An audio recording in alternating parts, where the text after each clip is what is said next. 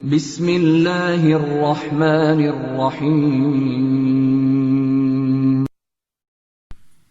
السلام علیکم grade 6 میرات العروس chapter کی ہم لوگوں نے ریڈنگ اور انڈرسٹینڈنگ کی تھی۔ آج ہم اس کا کریں گے شارٹ سلیبس۔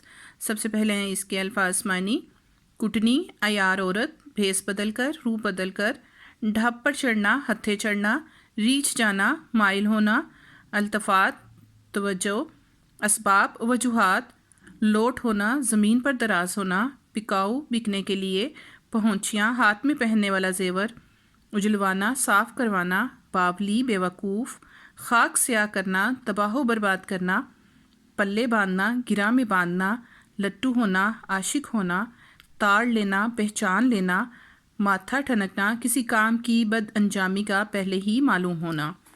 الفاظ معنی کرنے کے بعد آپ لوگوں نے بیٹا اس کے کرنے ہیں الفاظ جملے۔ دیکھیں، زندگی، ہمیں اپنی زندگی اصول و قواعد سے گزارنی چاہیے۔ غریب عورت مدد کے لیے پکار رہی تھی۔ سستا، آج کل سونا بہت سستا ہے۔